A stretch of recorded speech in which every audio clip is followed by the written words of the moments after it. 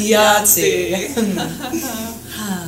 We are now on day 7 of our pledge drive, here at your publicly supported television station, dedicated exclusively to historical programming. It is your interest and your donations that keep us on the air, and we have a special incentive for our loyal viewers. With your donation of just $5 or more, you will receive the opportunity to attend a special presentation by local history experts, Sideburns. Inspired by the stylings of American filmmaker Ken Burns, this motley collective of lively and assumptive historians presents spontaneous documentaries and real-time reenactments based on audience suggestion. Here's a sampling from their recent seminar on the origins of the Slinky. What we need from you, however, is we need a suggestion of a common, ordinary object, the invention of which is not generally known. Like, for instance, recently we've had the paper clip, we've had the safety pin, zipper, something The Slinky.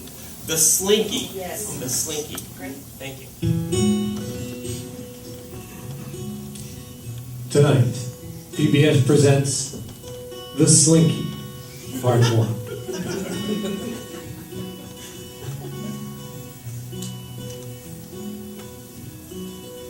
Children's toys didn't used to move. Melvin Warwood was a fine gentleman. Early prototypes caused severe hand injuries. When Melvin figured out that he could combine spring steel with fun, life changed. And then there were stairs. I spent hours. It was amazing. Melvin, why are there springs all over the living room?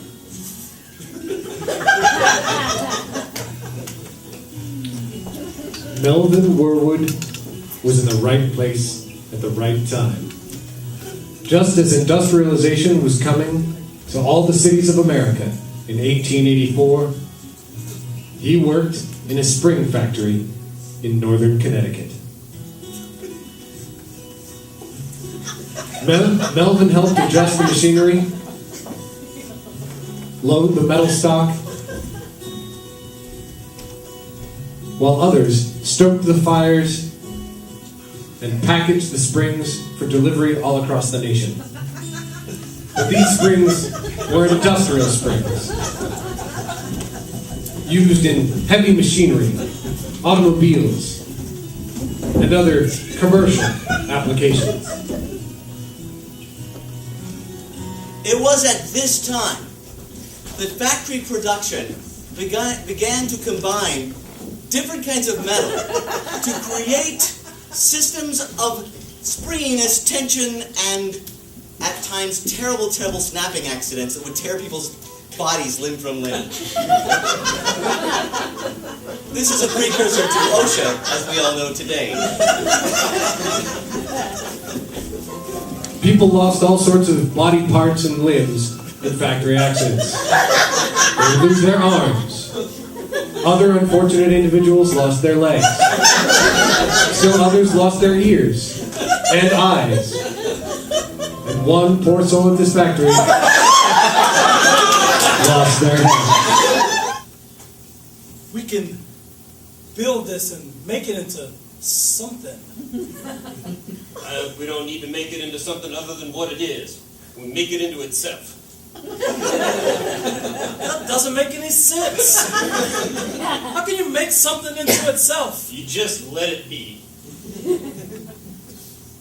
You just let it be. The problem that we have is that the things that we're starting with aren't right. If we start with the right thing, then we don't have to make it into something else we started with. You're not making any sense, Melvin. Make sense, man! God, genius is so misunderstood. Stop. I say, the children in the orphanage have nothing to play with. That's because they're orphans. Well, that's not acceptable to me. Here in Connecticut, we think broadly. We think anew modern thoughts. Children, whether we have parents for them or not, should have fun. We shall give them laundry to fold. Ah, genius! Laundry! That shall be fun. Yes, they may chap their little hands, but we'll give them ointment. Or not.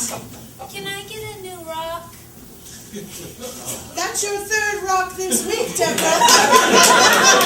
You know, rocks don't grow on trees, my dear.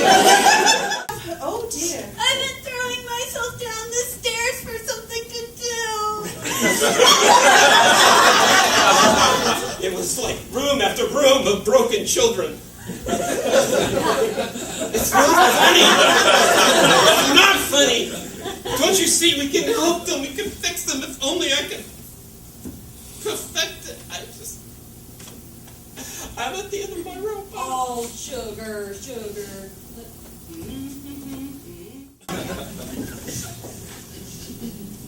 Oh dear, you're all broken and stuff. Will you take me home?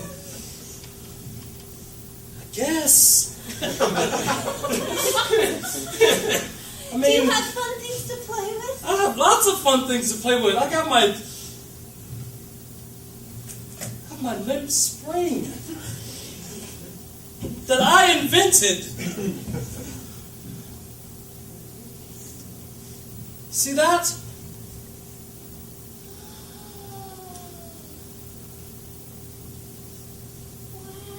It beats playing with rocks and throwing yourself down the stairs.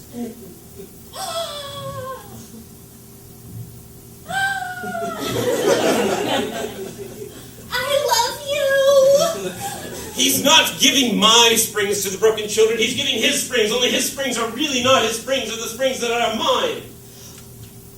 Well, he says that they are his because you left them on the floor, and everyone knows the last person who touches it, that is who it belongs to. The finders keepers rule. Exactly. It tumbles down the stairs. Watch. What? Ready? Yes. Oh! Oh! Oh! I took your toy and I made it better. Better? Yes. Well, we'll see whose spring is better. We'll have a spring off. Yes.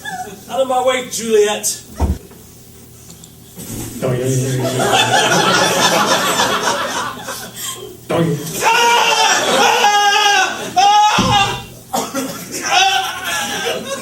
a minute! I didn't want it to end this way!